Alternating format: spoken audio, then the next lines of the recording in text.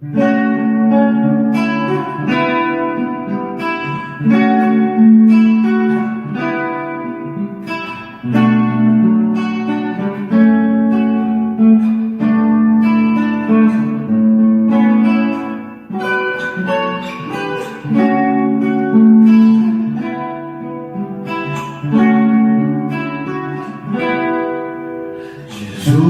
é o nosso mestre, ele veio ensinar de Deus a saber a vontade, por ele ao Pai chegar e por ele chegar.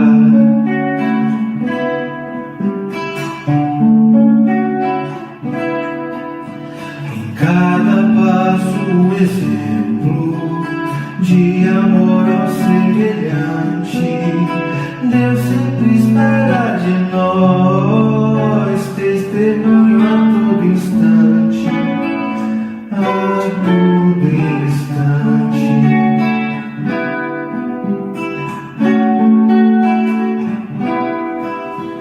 La la la la la la la la la la.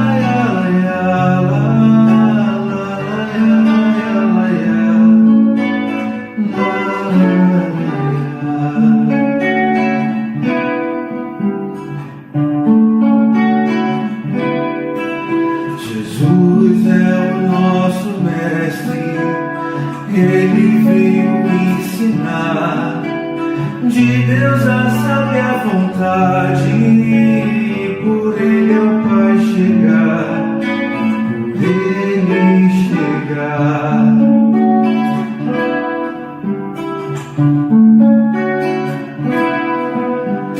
Cada passo um exemplo de amor ao semelhante, Deus sempre espera de nós testemunho a todo instante, a todo instante.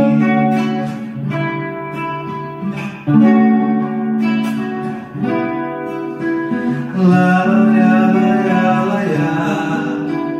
la la la la la.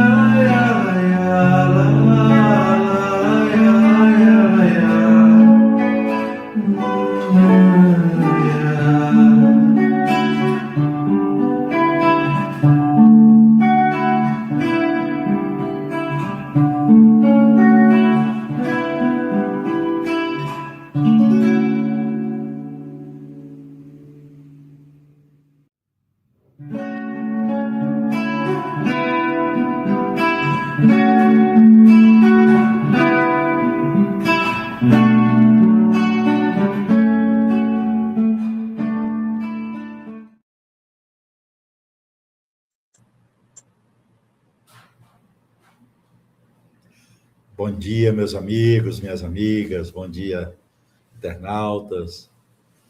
Bom dia a todos que a partir desse momento estarão conosco, sintonizados com as redes sociais da nossa querida Federação Espírita de Rondônia, canais Facebook e canal YouTube. Bom dia à nossa equipe de arte, que nos brindou mais uma vez com uma bela música. Bom dia à nossa equipe de comunicação. E bom dia especial para Naira, que está na tela conosco, ao nosso convidado dessa manhã, nosso queridíssimo Jorge Alberto Alarrá Canto. Bom dia, meu amigo, seja bem-vindo mais uma vez ao nosso programa Rondônia Espírita. Olá, Pedro, bom dia para você, bom dia para a Naila e bom dia para todos os que estão ligados conosco aí nos nossos bastidores e também através da internet estão ligados com o nosso programa Rondônia Espírita. Sejam todos muito bem-vindos. Esse é o nosso penúltimo programa do ano, tinha que ser com você. Não teria outro convidado a não ser Jorge Alarrá. Ano passado nós fizemos o último, né? Isso significa mais um ano de experiência em nossas vidas, mais um ano de Rondônia Espírita, mais um ano levando a mensagem espiritista, o cristianismo redivivo, para todos aqueles que sintonizarem conosco, a mensagem límpida, pura, que o Espiritismo nos oferece para o enriquecimento de nossas vidas. Jorge Alberto, nós sempre iniciamos os nossos trabalhos com uma prece.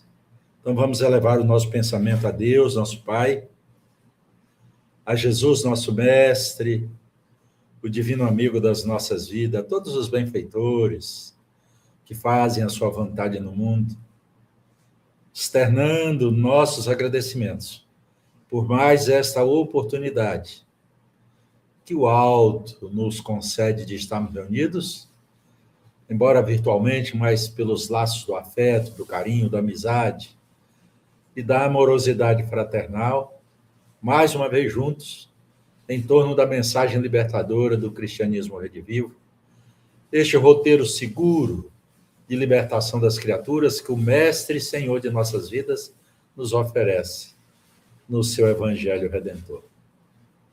Senhor Jesus, nos abençoe mais uma vez, abençoando em nós o desejo de seguirmos os teus passos, abençoando em nós a vontade firme de nos transformarmos, internalizando a tua mensagem que liberta, que promove, que impulsiona a criatura na direção de Deus e da felicidade, que nos aguarda a todos como filhos de Deus que somos, herdeiros do Pai.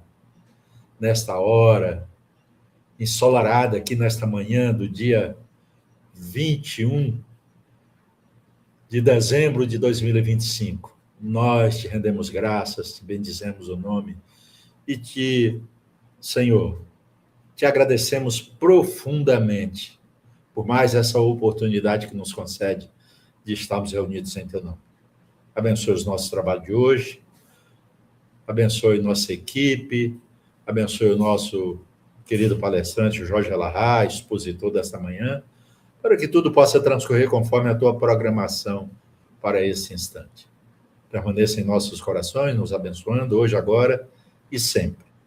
Que assim seja, Senhor. Jorge Alberto Alahá Canta, um prazer tê-lo conosco mais uma vez, aqui no Rondônia Espírita. Com você a palavra a partir desse momento. Abraço, meu amigo. Obrigado, Pedro. Bom, antes de nós começarmos a nossa palestra de hoje, eu quero primeiramente deixar os meus votos de feliz aniversário para a Eucléia, que amanhã vai estar fazendo aniversário. Então, vamos para as nossas discussões do nosso dia de hoje. Não é novidade para nenhum de nós que somos espíritas um conceito que surge na literatura, a começar pela obra de Leon Denis, quando conceitua a existência de um espírito com o título de o governador planetário. O que é, na verdade, esta designação? O que seria, Beth Teles, um governador planetário? E a literatura espírita vai nos oferecer informações a esse respeito, quando nos fala que, conforme o capítulo 1º do livro A Caminho da Luz, no surgimento do nosso planeta, aqui da Terra, isso há 4,5 bilhões de anos atrás, houve uma reunião de seres de uma evolução espiritual extremamente significativa. Espíritos que, para nós, em função da nossa pequenez espiritual, são chamados de Cristos. São espíritos que já venceram as nossas dificuldades morais, estão num padrão espiritual que nós nem conseguimos alcançar. E esses espíritos, eles compõem assembleias espirituais em que entidades dessa magnitude se reúnem para traçar os destinos dos sistemas solares e das galáxias. E nos conta o livro A Caminho da Luz, logo no início da obra, que um colégio formado por esses seres crísticos, uma reunião de seres com essa envergadura espiritual, teria se reunido antes do surgimento do nosso planeta. E é intitulado dentro do livro de Emmanuel como sendo a primeira das reuniões dos espíritos crísticos para discutir sobre o nosso planeta Terra. E nessa reunião, nesse primeiro encontro entre eles, vai surgir aí uma decisão. A decisão de que sim, um novo planeta será criado no sistema solar. Nós vamos então ter o surgimento de mais um planeta em torno do Sol. Como é que os planetas surgem? Como é que isso acontece? Muita gente acha que os planetas se formam a partir do Sol, que explode e gera um planeta. Mas as teorias da astronomia apontam, na verdade, uma outra forma pela qual os planetas são criados. Eles dizem que a poeira cósmica, aquele pozinho fino, que está no espaço, por uma razão que os cientistas não apontam a causa, essa poeira cósmica ela começa a entrar em colisão uma com a outra, e essa colisão produz a batida dessa poeira que vai se agrupando em grãos maiores. Esses grãos maiores passam a ter mais massa e começam a bater em outros grãos, e esses grãos vão se tornando cada vez maiores, eles vão aumentando de volume, aumentando de massa, aumentando a sua temperatura. Esses blocos já maiores começam a ter colisões mais intensas, e dessas colisões vão surgindo os planetóides vão se chocando e dão origem aos planetas. Então, no dizer daquilo que a ciência nos apresenta, após esta reunião, ficou decidido que um novo planeta surgiria no nosso sistema. E que um dos integrantes, não o mais importante, mas um dos integrantes dessa reunião foi designado para responder pelos destinos do novo planeta que surgia. Então, ali, nesta reunião inicial, um dos integrantes desse colégio recebe o título de ser o governador planetário desse orbe que iria ser formado. Ele não faria este trabalho sozinho, ele contaria com um conjunto de auxiliares diretos, espíritos extremamente evoluídos, mas evidentemente numa categoria abaixo da dele, porque ele já seria o líder dessa falange, mas existiria um colégio de auxiliares diretos que promoveriam junto com ele as condições para o surgimento desse orbe e, consequentemente, o surgimento da vida. Esses espíritos se juntariam no cumprimento da missão que o governador planetário teria e que lhe foi apontada por esse colégio de ministros. Sua missão: criar nesse planeta uma escola para os espíritos. Criar neste planeta uma escola para espíritos. Então, o governador planetário e seu grupo de, na falta de uma palavra melhor, vou chamar de ministros, mas o conjunto dos seus auxiliares vão se juntar ao governador na grande empreitada para a construção de um orbe onde não somente deverá ter vida orgânica, mas deverá ter vida orgânica a ponto de que seres conscientes encarnem nele. E assim esses corpos possam servir para o aprendizado dos espíritos que encarnarão nesse planeta quando essas condições se fizerem favoráveis. E é dessa forma que nós vamos encontrar uma figura que é o governador planetário, citado logo no primeiro versículo do texto bíblico do Antigo Testamento. Quando no texto em hebraico há uma frase que diz: Bereshit bara Elohim et hashamayim ve'et ha'etz. Os ocidentais traduziram esta frase da Torá como se fosse: no princípio criou Deus o céu e a terra. Mas não é o que está dito no original.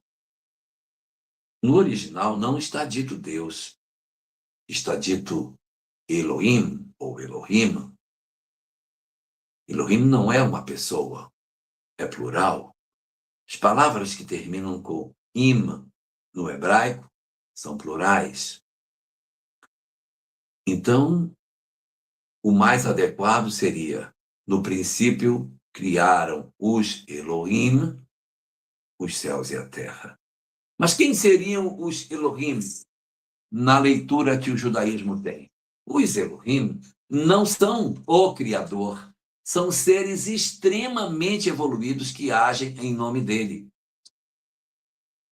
Numa tradução para o português, uma palavra mais adequada seria chamá-los de demiurgos. Um demiurgo é um espírito que cria planetas. São espíritos responsáveis pela edificação de sociedades planetárias. E como aqui está no plural, então uma coletividade desses espíritos teria criado a vida na Terra. No princípio, criaram os Elohims, o céu e a terra. E se nós percebermos, existe um momento do texto que diz: façamos, não é singular, plural. Façamos o homem a nossa imagem e semelhança. Então, apontando que um coletivo de indivíduos estava cuidando do surgimento da vida no planeta. Se eu fosse trazer os conceitos da Cabala para apresentar essa leitura, eu diria que os Elohim estariam construindo o planeta. E o chefe dos Elohim, aquele que seria efetivamente o comandante do time, esse é o governador planetário. Ele vai, então, como sua primeira tarefa, construir o orbe aonde tudo vai acontecer. Facilitar com que aquela poeira cósmica vá colidindo, construindo grãos maiores que colidem sucessivamente até a formação de um planeta que, pela intensidade das colisões, torna uma bola de fogo incandescente girando em torno do Sol. As pessoas, quando veem a Terra incandescente, têm aquela imagem de que ela teria vindo do Sol, mas ela não veio. Ela é fruto de colisões sucessivas. E aquela matéria extremamente quente, uma bola de fogo começa a girar. Quem visse aquilo nem imaginaria que ali seria um planeta onde efetivamente a vida se manifestaria. O governador planetário designado para o nosso controle e comando, ele sabia que era uma tarefa de muitos milênios. E sem nenhuma pressa, ele vai trabalhando aquela matéria incandescente, facilitando o resfriamento dela, até que, depois de muitos bilhões de anos girando e resfriando, sem nenhuma vida orgânica, sem nada de orgânico, segundo os cientistas, dos 4,5 bilhões de anos, somente no último bilhão é que a vida surgiu. Durante 3,5 bilhões de anos, não teve vida no planeta. Não teve nada. Planeta estéril. Era um mundo transitório. Não tinha nada aqui. O mundo transitório está descrito nas questões 234, 235 e 236 de O Livro dos Espíritos. São mundos onde a encarnação ainda nem acontece. A Terra era estéril e vazia.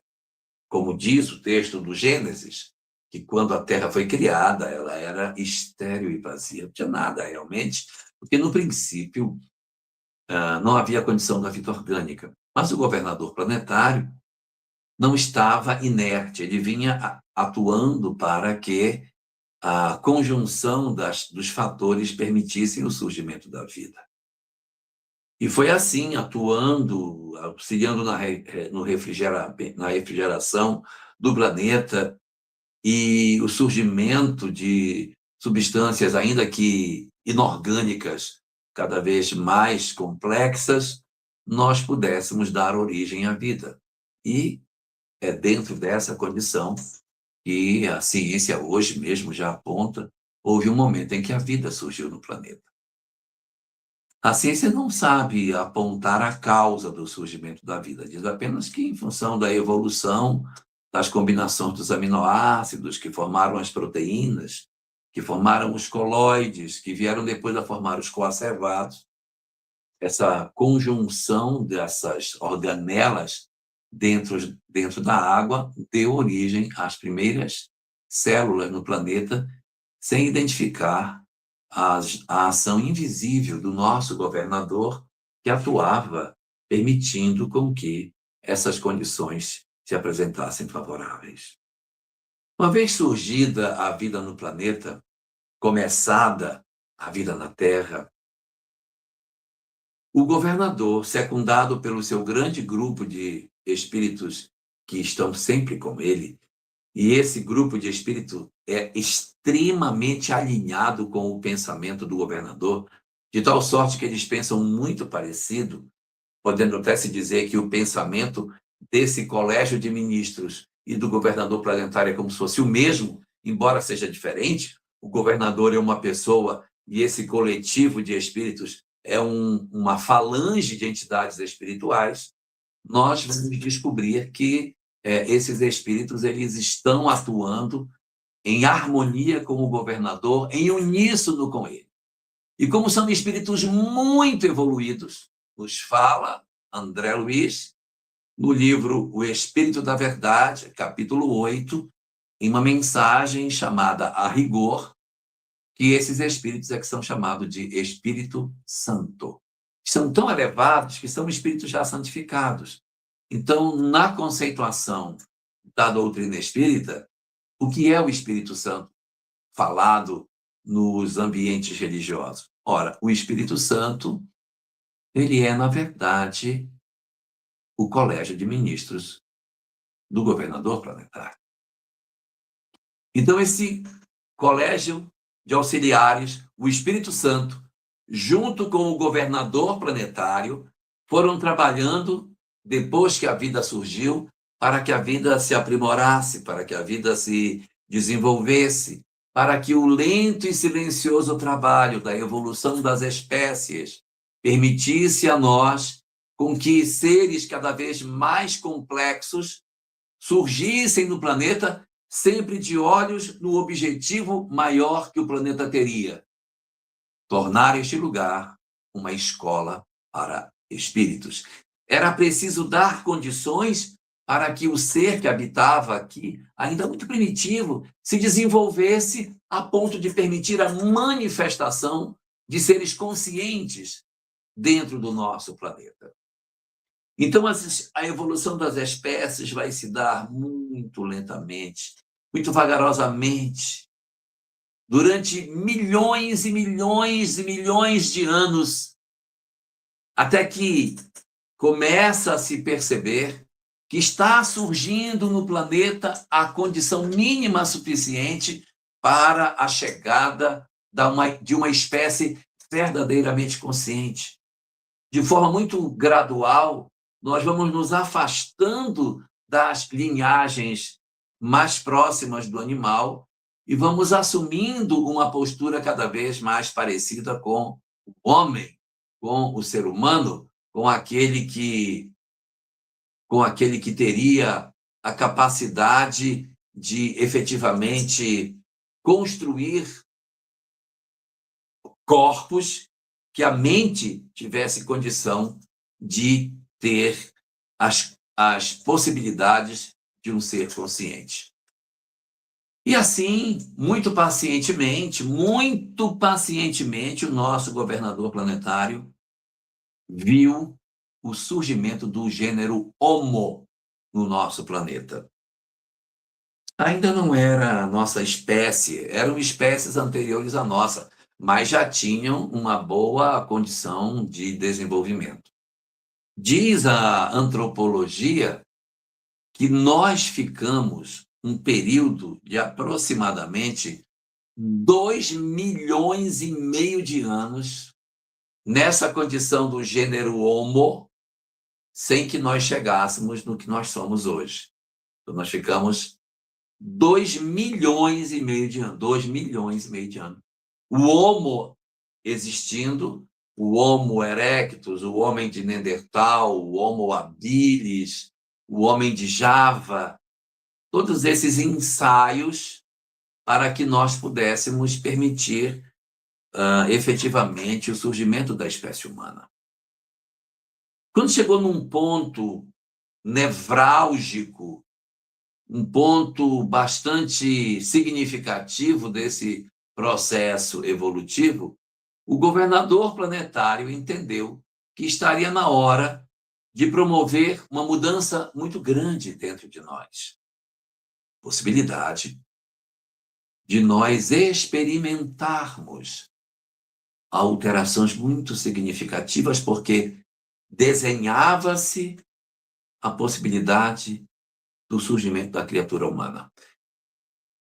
Durante o período animal, o pensamento ele não é contínuo, como se fosse uma lanterna que acende quando pensa, apaga como quando ouve, quando age por instinto. E nós, durante muito tempo, fomos seres que pensávamos por um período e agíamos por instinto. Depois pensava de novo, agia por instinto. Até que chegou um momento em que o nosso pensamento foi ficando tão mais presente e tão menos agindo por instinto, que nós chegamos naquilo que André Luiz chama de faixas inaugurais da razão. Foi uma festa no mundo espiritual, porque a espécie humana havia conseguido surgir. Havíamos conseguido chegar ao planeta, uma espécie consciente, uma espécie com raciocínio contínuo. E quando isso acontece, o ser que estava no planeta, ele experimenta uma mudança de nomenclatura. Ele que era chamado de princípio inteligente, agora passa a ser chamado de espírito.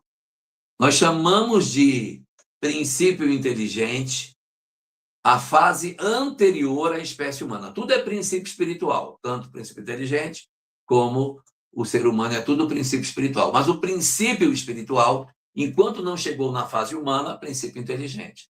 Quando a gente se aproxima da fase humana, nós estamos nas faixas inaugurais da razão. É o momento em que vai surgir a espécie humana. E aí nós vamos ver 4 mudanças na criatura. Primeiro, o pensamento se torna contínuo. Então, eu penso o tempo todo, já não ajo mais por instinto, o tempo todo. Segundo, vem o surgimento da razão. Eu posso raciocinar, decidir, ainda primitivo, mas já tenho condição de tomar decisões pela razão. Terceiro, como eu tenho razão, eu ganho livre-arbítrio. Pequeno ainda, mas livre-arbítrio. Então, quando eu me torno espírito, eu automaticamente tenho pensamento contínuo e tenho livre-arbítrio. E, além de livre-arbítrio, e de razão, eu também tenho agora a possibilidade de ser responsabilizado pelos atos que eu faço. É quando surge as experiências do tipo expiatória. Antes de nós sermos espíritos, não tem expiação, tem apenas prova. Os espíritos não experimentam expiação. Perdão, os animais não experimentam expiação. Os animais, eles experimentam apenas as provas. Expiação é uma experiência que decorre de um sentimento de fracasso diante de uma determinada vivência que tivemos, e isso nos incomoda e nos leva a experimentar alguma coisa para corrigir a nossa ação imperfeita. Isso só na nossa condição hominal que nós vamos ter isso. Quando nós chegamos nessa condição, a literatura espírita diz que nós vamos experimentar no planeta a primeira transição planetária. O que seria a primeira transição planetária? É a primeira grande mudança que o planeta vai experimentar sob a tutela do governador planetário. O governador, então, vai estabelecer uma grande transformação na sociedade do nosso orbe. Por quê? Porque ele viu que havíamos chegado à condição mínima suficiente para seres inteligentes, com raciocínio, e ele aguardava por isso há muitos milhões de anos a possibilidade de poder recepcionar no planeta espíritos que não haviam se forjado na Terra, mas espíritos já prontos, vindo de outros orbes que poderiam impulsionar o progresso, porque os espíritos daqui eram todos muito ignorantes, muito desconhecedores do bem e do mal, muito desaparelhados da sua intelectualidade. Então, o governador planetário recebe no nosso orbe uma grande leva de espíritos que vêm de outros lugares. Nós vamos experimentar, assim, uma espécie de enxerto, aonde a população do nosso planeta recebe uma segunda população que se junta à nossa sob a coordenação do governador planetário, para que esses espíritos venham colaborar na Terra em 5 áreas diferentes. Eles vão melhorar o nosso físico, porque eles vão aprimorar as últimas questões do nosso material genético, eles vão impulsionar a genética, vão promover mutações no nosso DNA, facilitando o aumento da caixa craniana, facilitando a postura ereta, desenvolvendo o afastamento do polegar em relação aos 4 dedos da mão, fazendo deste dedo uma ferramenta poderosíssima. Eles vão desenvolver, portanto, 5 áreas diferentes. A primeira é essa evolução orgânica, o desenvolvimento das nossas condições físicas. Maravilha.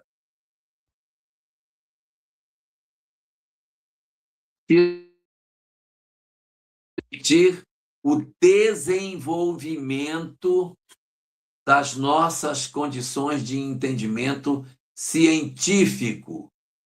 Então, o conhecimento que eles vão trazer. Eles têm muito conhecimento científico e vão ajudar significativamente o desenvolvimento filosófico do nosso planeta. Eles vão ajudar o desenvolvimento filosófico, o crescimento do raciocínio, da lógica. No âmbito das religiões, eles também trarão muitas informações religiosas para o desenvolvimento das verdades da religião. E, por último, eles vão também nos ajudar no campo da arte. Ciência, filosofia, religião, arte e o corpo físico. São as 5 dimensões que eles vão nos ajudar. E eles chegam aqui exatamente em uma fase muito diferente daquela que poderíamos imaginar. porque eles vão chegar na fase final da pré-história. Eles vão chegar num período em que eles vão promover uma grande virada no nosso desenvolvimento. Porque nós ficamos 2,5 milhões de anos naquele marasmo do chamado Paleolítico.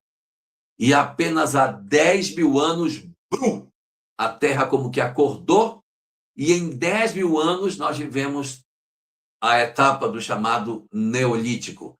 Então, há 2,5 milhões de anos no Paleolítico. Há 10 mil anos, nós entrávamos no Neolítico.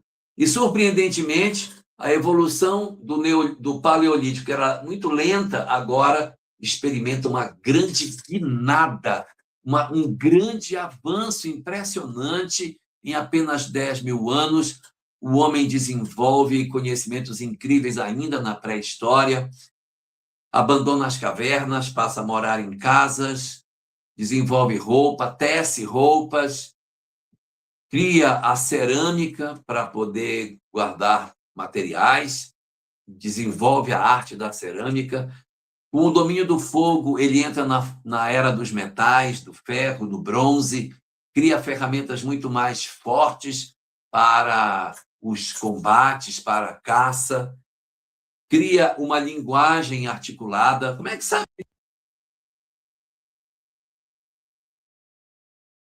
Que eles... Ninguém sabe como é que sabia que eles falavam, porque os sítios arqueológicos têm espaços de adoração, onde se fazia adoração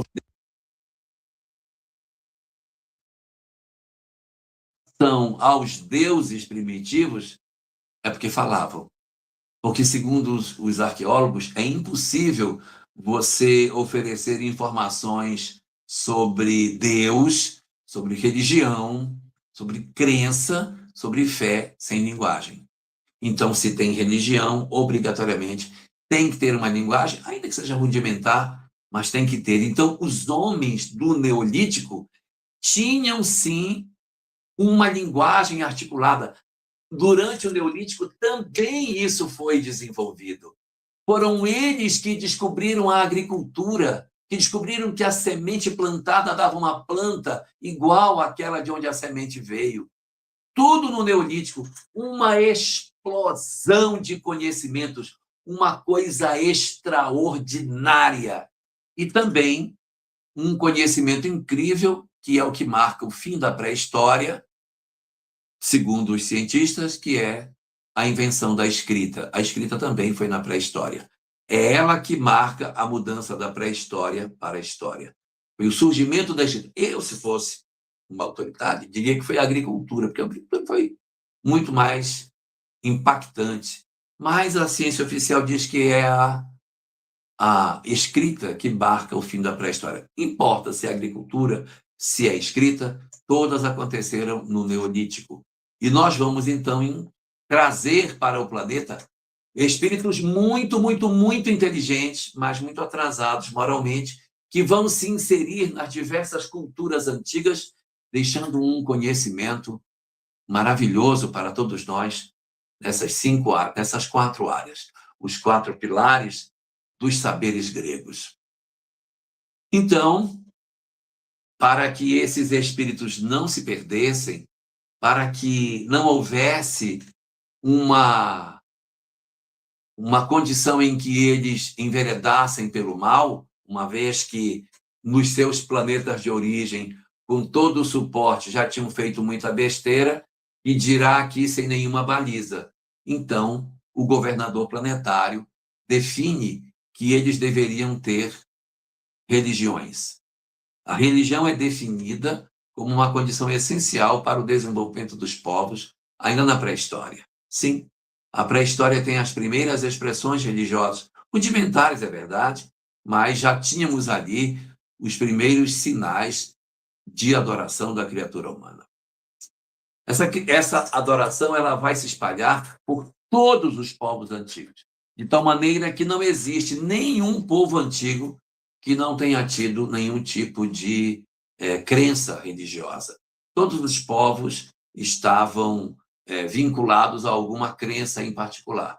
Alguns, uma crença mais sofisticada, outros, uma crença mais simples, mas todos os povos sabiam de uma divindade, sabiam da imortalidade da alma, tinham um código de conduta e sabiam que depois da morte, a alma imortal seria julgada segundo esse código moral.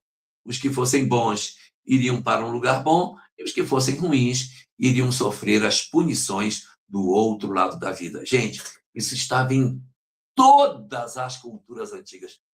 Como que esse conhecimento chegava dessa mesma forma nos vários lugares? Porque os espíritos encarnavam nas várias culturas, impulsionando esse conhecimento, e cada lugar com a sua forma específica de religiosidade, mas todos apresentando esse conhecimento ao longo da nossa história. E daí, nós vamos perceber que na dinâmica do processo da religião, 2 braços de religião foram criados pelo governador planetário. Uma religião para o povo comum, que era o povo da terra, ignorante, de pouca intelectualidade, e uma religião sofisticada, profunda, com os elementos essenciais das verdades espirituais. Falava não somente da imortalidade, mas falava da reencarnação, falava da lei de causa e efeito, falava da evolução, falava da mediunidade, trazia para esses povos conhecimentos incríveis em épocas bastante remotas, como, por exemplo, o Bhagavad Gita, que há 5.000 anos atrás já trouxe conhecimentos impressionantes. E foram diversos os mensageiros que vieram nesse período da humanidade para trazer os seus conhecimentos para esses povos. Com um detalhe: seus conhecimentos não eram para a humanidade. Seus conhecimentos eram apenas para os migrados, para que os migrados não se perdessem. Então, eles traziam seus conhecimentos para acordar os migrados e eles voltarem. Cada vez que os migrados acordavam, eles voltavam para os seus mundos de origem e seus povos onde viviam entravam em declínio. Isso era plenamente esperado. Os gênios iam embora e os medíocres assumiam o comando, e havia uma espécie de marasmo ou até um retrocesso nas sociedades, não porque os espíritos regredissem, mas porque os grandes gênios não estavam mais presentes. Então as sociedades começavam a experimentar um processo de degradação e, consequentemente, se destruíam. Foi dentro dessa perspectiva que o governador planetário trouxe muitas informações espirituais que hoje nós estudamos e que são extremamente alinhadas com as verdades que o Espiritismo nos oferece. Depois de um longo período de muitos milênios de entrega dessas revelações parciais para os povos migrados e assistindo o revoar dessas entidades de volta para casa, o Cristo planetário percebeu que havia alguns que eram mais difíceis de serem despertados. E mesmo com a vinda de Buda, de Krishna, de Sócrates, de Platão, de Pitágoras, de Hermes Trismegisto, de Orfeu, dos sábios da Cabala, dos sábios dos Vedas e vários outros, eles não acordavam, eles não despertavam, eles continuavam ignorando, desconhecendo. E o governador planetário, então, decide que ele mesmo viria à Terra. Ele encarnaria entre nós. O mesmo Espírito que comandou a organização do planeta decide vir à Terra para viver entre os homens por um período. Qual o objetivo? Acordar as criaturas para a necessidade da mudança. Quando ele toma essa decisão, é feita uma segunda reunião. Para quem se perdeu, a primeira reunião foi quando o planeta iria surgir. Agora, a segunda reunião, segundo Emmanuel, a segunda reunião desse colégio de espíritos crísticos vai acontecer quando o governador do planeta diz: eu vou renascer. Está na hora de eu voltar. Então o governador planetário decide vir. Ele manda primeiro uma revelação universal básica, Moisés, para trazer aos homens a verdade do monoteísmo, a ideia de que existia um Deus único. Nem isso a humanidade conseguia entender. No planeta, trazendo a sua revelação para as criaturas humanas.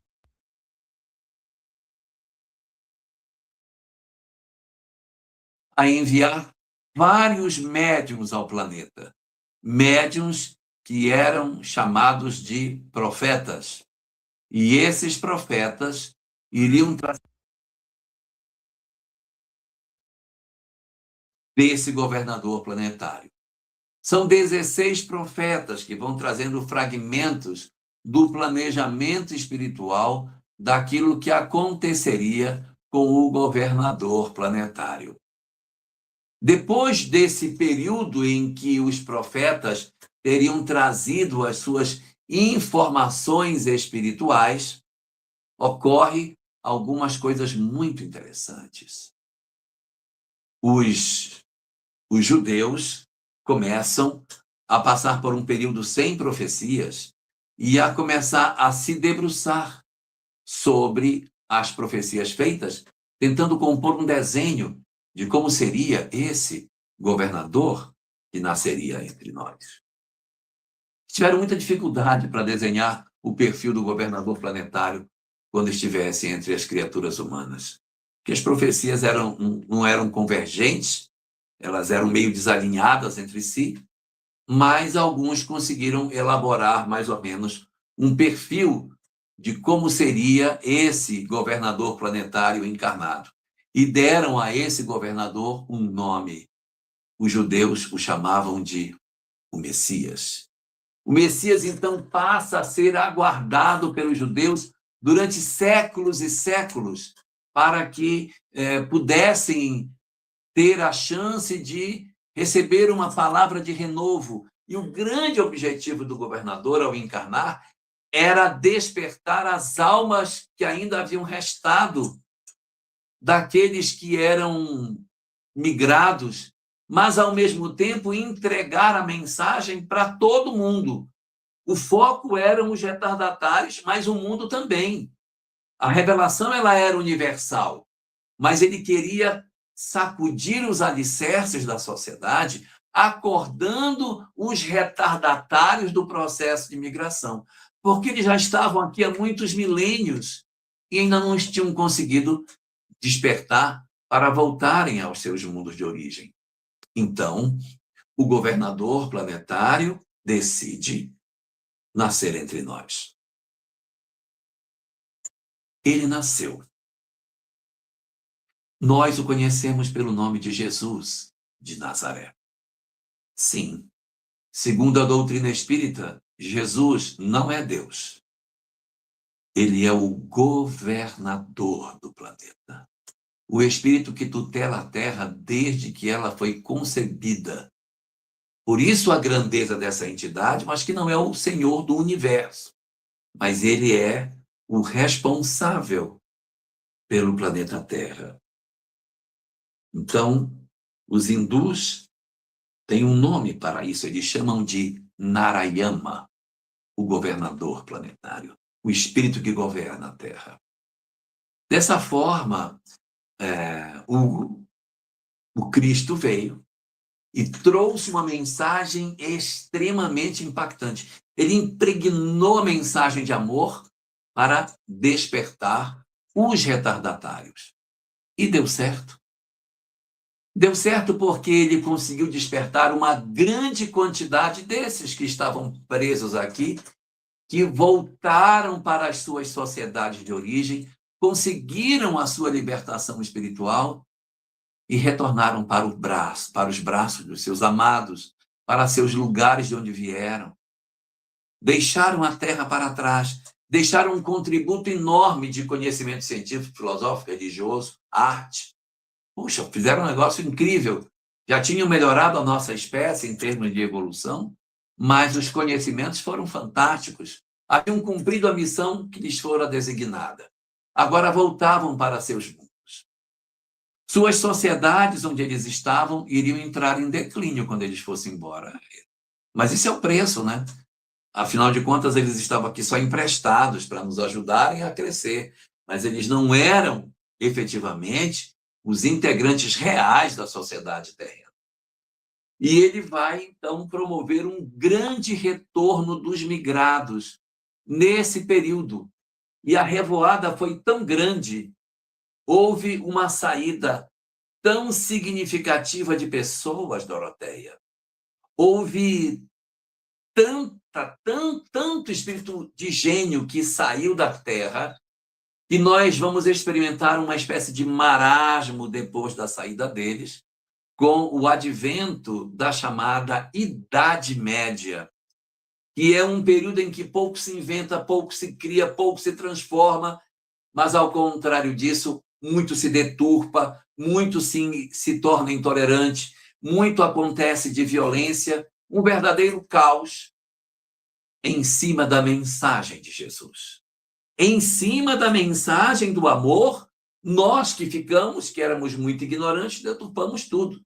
Enquanto o cristianismo nos primeiros séculos estava na mão dessas entidades incríveis que aqui estavam e de outros que vieram para encarnar, para sedimentar o enraizamento do cristianismo na Terra, depois que esses grandes mártires não vinham mais e que os melhores intelectualmente voltaram para seus mundos, só sobrou a ralé, só ficamos nós. E a humanidade vai experimentar um período horrível, muito ruim, exatamente pelas nossas dificuldades de lidar com valores espirituais.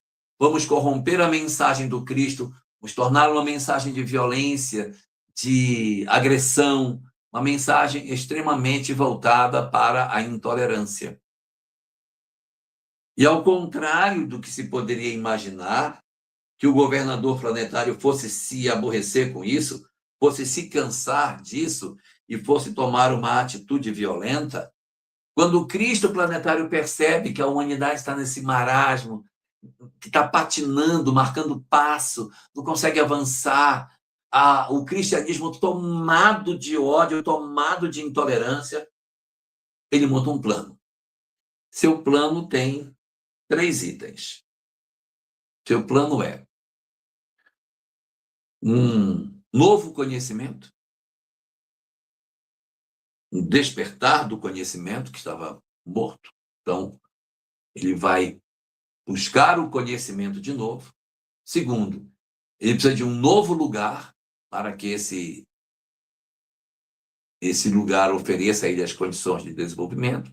E terceiro, ele precisa de uma nova doutrina, porque aquela doutrina que era secreta agora vai poder ser entregue para todo mundo. A humanidade tinha evoluído, né? Então, ele disse, está na hora de nós prepararmos para isso. Vamos nos preparar para conseguir fazer ressurgir o conhecimento que está morto, para descobrir um novo lugar e para que criemos as condições para que a doutrina que desde o início era oferecida deixe de ser secreta para entregar para todo mundo. Assim é feito.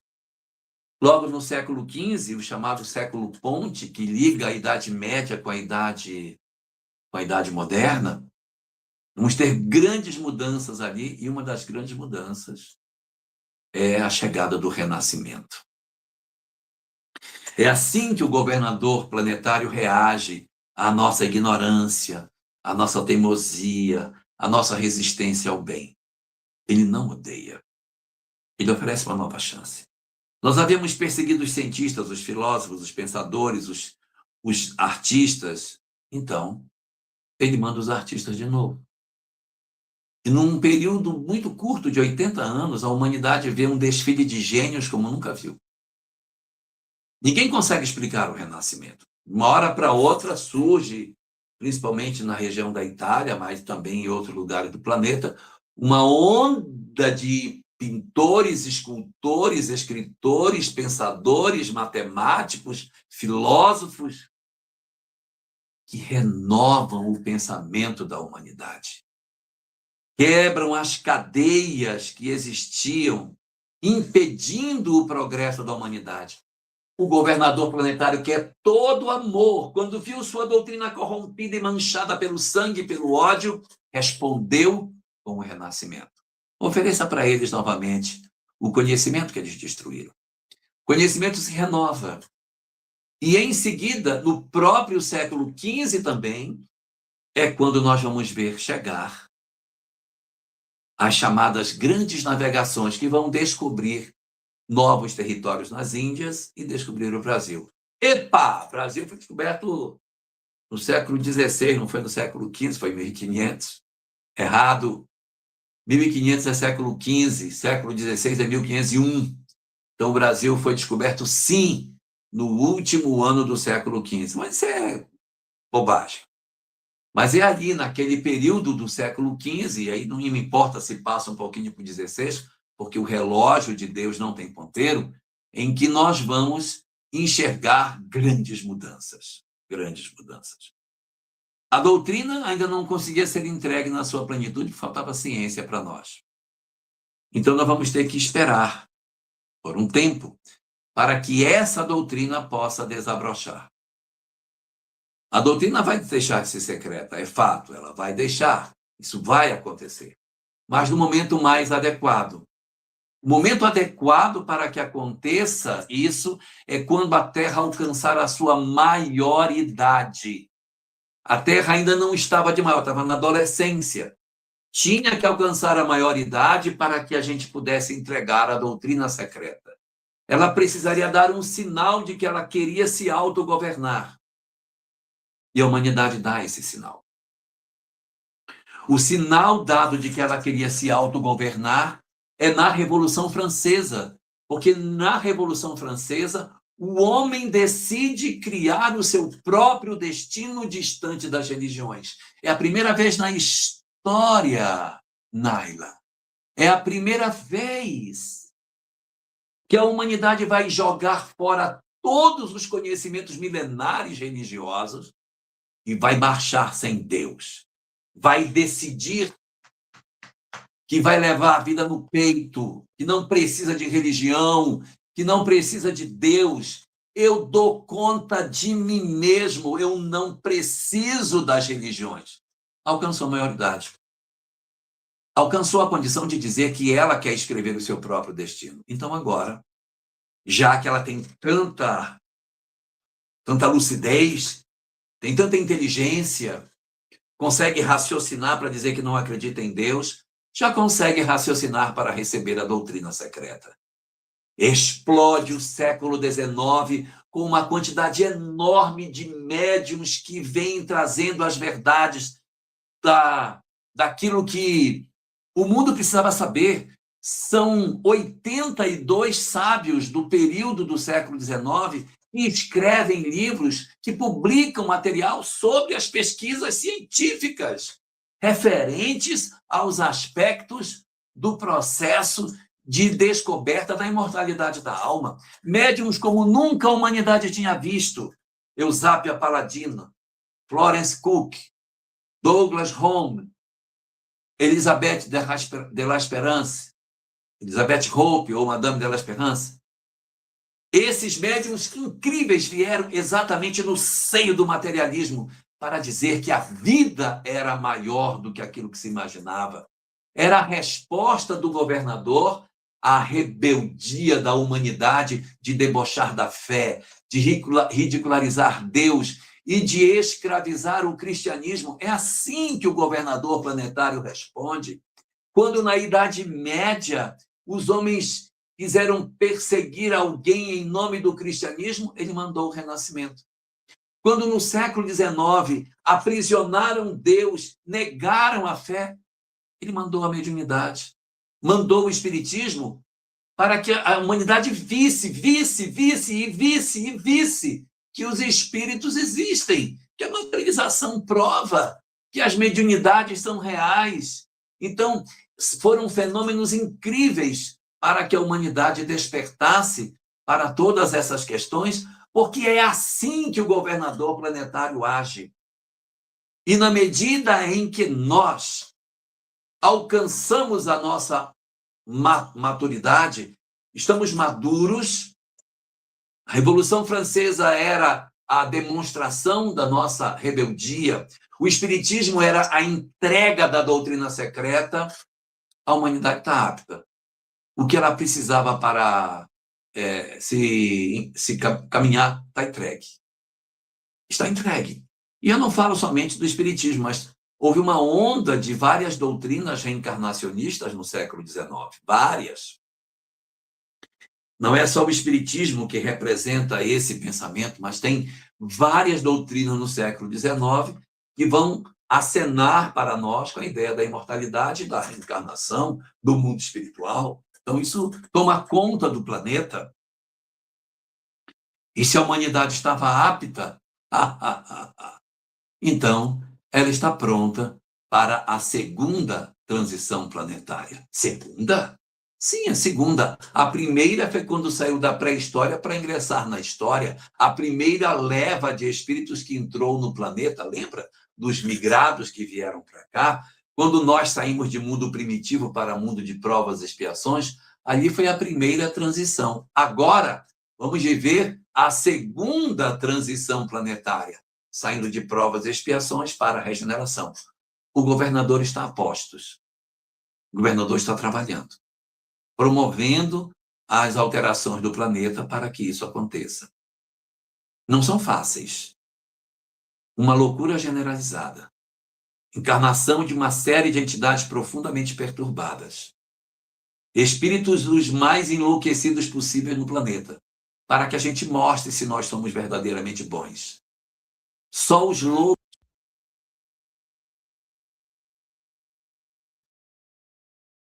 temos nessas armadilhas. Mas se nós não somos lobos, não há por que temer essas condições. Nossa humanidade está vivendo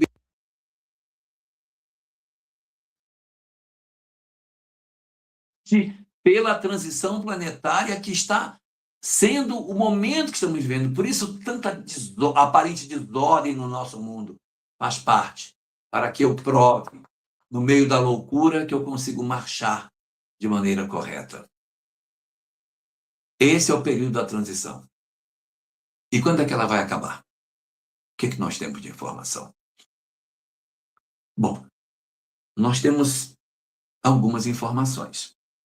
Nós temos uma informação sobre a transição planetária que aparece no livro, em Obras Póstumas, no fascículo de dezembro de 1863, numa mensagem chamada Das Lutas. Nesse texto, Allan Kardec faz uma previsão, mas é Kardec, tá? Fazendo as suas análises, ele faz uma previsão de que a transição planetária iria acontecer no século XX e o que o século XXI, param, já seria de regeneração. Então, ele diz que seria durante o século XX que nós viveríamos a transição planetária e já ingressaríamos o século XXI numa nova condição espiritual. Cara, isso não aconteceu. Não aconteceu. Nós estamos no século XXI, já viramos um quarto do século XXI e o trem está feio. Ainda não completou. Não completou. E temos uma segunda informação da obra. No livro A Caminho da Luz, capítulo 24, no penúltimo ou antepenúltimo parágrafo, depende da edição, assim, mas lá no finalzinho diz que vai acontecer uma reunião do mundo espiritual. Eu até peguei o texto aqui, ó.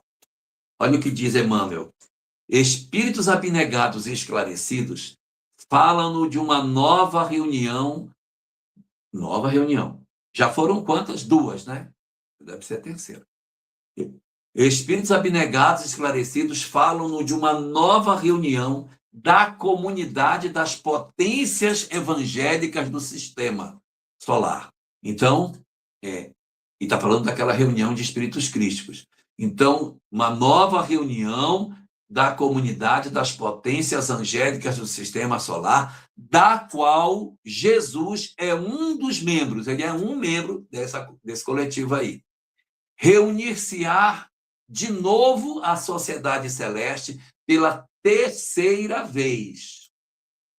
Primeira, quando o planeta foi criado. Segundo, quando o Cristo veio. E agora vai ter. Ele diz, vai ter. Só que essa obra é de 1938. Vai ter essa reunião aí. Reuniciar a sociedade celeste pela terceira vez na atmosfera terrestre, desde que o Cristo recebeu a sagrada missão de abraçar e redimir a nossa humanidade. Bacana. Qual o objetivo da reunião? Ela vai decidir os destinos do nosso mundo. E não disse que eles vão se reunir para chancelar a transição. Disse que vai reunir para decidir os destinos. Que destinos? Sei. Para corroborar o que eu estou dizendo, Emmanuel faz um parágrafo curtinho em que ele diz: que resultará desse conclave dos anjos do infinito? Deus o sabe, ou seja, não existe posição fechada do que vai resultar disso. 1938 foi antes da Segunda Guerra Mundial. Mas vai fazer quase 100 anos esse negócio. Cara, já deu tempo desse pessoal se reunir. Provavelmente, essa reunião já aconteceu. E eles já avaliaram a Terra. Então, nós estamos vivendo o período da transição que, segundo Kardec, já deveria ter acabado. Mas a gente está vendo que não. Está falando que vai ter uma reunião, talvez ela já tenha até acontecido. A transição planetária ainda não concluiu, porque não dá para ter um mundo de regeneração com guerra, com gente morrendo de fome, com desrespeito ao meio ambiente, com as desigualdades que a gente tem. Não pode ter um planeta de regeneração nessas condições. Não vou dizer que seja uma maravilha, mas pelo menos isso não pode ter. Pelo menos isso. A sociedade pode ter seus problemas, mas pelo menos isso não deveria ter. Então, nós estamos atrasados porque nós queremos. Nenhum de nós ignora que a paz é melhor do que a guerra. Nenhum de nós ignora que a mesa farta é melhor do que a fome. E nenhum de nós ignora que precisamos cuidar do meio ambiente. Mas mesmo sabendo, nós não tomamos a nossa responsabilidade sobre os ombros e fazemos a mudança que a gente precisa fazer. Nosso planeta precisa de uma transformação. Só que nós não somos os governadores planetários. Nós somos só os integrantes. O que eu posso fazer pela transição planetária? Mude-se, transforme-se. O que nós podemos fazer é a nossa mudança individual, porque é a mudança de cada um que vai resultar na mudança do orbe. Se você deseja que o planeta se transforme, seja você o agente da mudança. Como dizia Gandhi, seja você a mudança que deseja ver no mundo. Não faz sentido que nós ainda esperemos tanto tempo, mas quando já temos todas as condições para que isso possa acontecer. O governador planetário, ele não vai desistir de nós. Mas ele também não vai acelerar o passo além daquilo que a gente pode dar. Existe uma janela de tempo para a transição acontecer. E dentro do nosso livre-arbítrio, a gente pode atrasar um pouco essa transição ou pode adiantá-la. Do jeito que as coisas estão, a gente está atrasando. Então, que solução oferecer? Transformarmos-nos individualmente, comprometermos-nos com o nosso processo de mudança.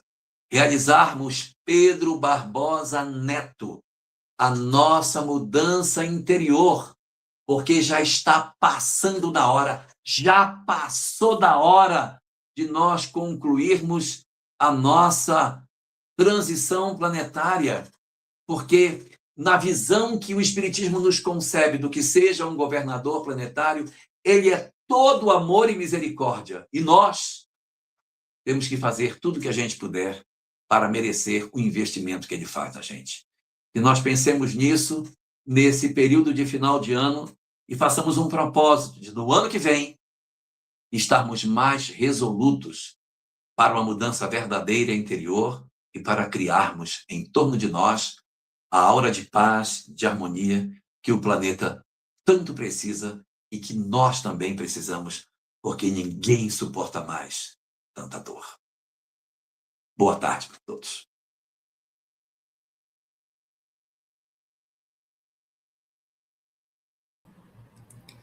Muito bom, Jorge Alahá. Excelentes reflexões para esta manhã. Gratidão a você por compartilhar conosco o seu conhecimento, trazendo informações de forma que possamos compreender e refletir sobre estas informações. Gratidão a todos que estiveram conosco nesta manhã, aos internautas, a nossa equipe de arte e comunicação, enfim, a todos que participaram desse banquete espiritual, fizeram com que ele fosse possível acontecer. Jorge Alahá, nós vamos encerrar o nosso trabalho desta manhã, pedindo a você para fazer a nossa prece de gratidão a Deus, encerrando os trabalhos de hoje. Mais uma vez, gratidão a você por doar do seu conhecimento, do seu tempo, aqui para o nosso Rondônia Espírita. Pela nossa prece. Senhor Jesus, conhecemos a extensão da tua misericórdia e do teu incessante trabalho para erguer a cada um de nós na direção da luz. Através da doutrina espírita, temos tido uma compreensão mais clara do diligente trabalho que tens realizado para sensibilizar os nossos corações para a necessidade da mudança. De posse das verdades que o Espiritismo nos entrega, nós comparecemos diante de ti de forma diferente das outras vezes que te buscamos e procuramos a tua presença para te pedir, para rogar que tu nos favorecesses, para que abençoasses as nossas conquistas materiais, para que nos ajudasses nas nossas realizações mais pequenas. Mas hoje, Senhor, nós comparecemos diante de ti não somente para falar das nossas compreensões mais dilatadas sobre os objetivos superiores que tu tens para todos nós, mas também para te dizer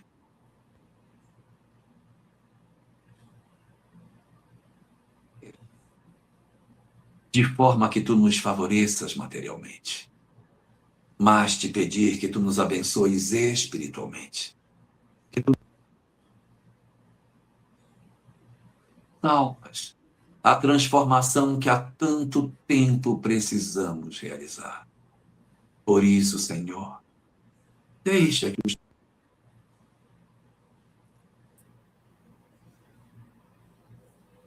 daquilo que precisamos realizar em nós para a grande tarefa de transformação dos nossos corações.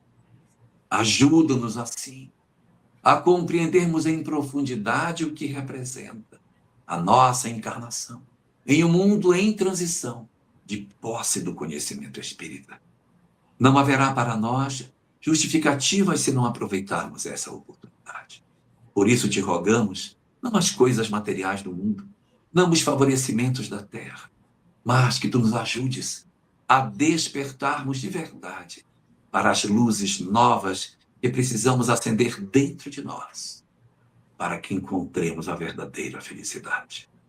Envolve assim os nossos corações, Senhor, nas tuas bênçãos e na tua misericórdia, e nos favorece para que não desistamos dos nossos propósitos de fazermos em nós, efetivamente, representantes legítimos do homem transformado que tu esperas de cada um daqueles que a terra abriga. Envolve-nos assim a todos, Senhor, e nos guarda na tua paz. Deus nos abençoe a todos e até domingo que vem. Grande abraço.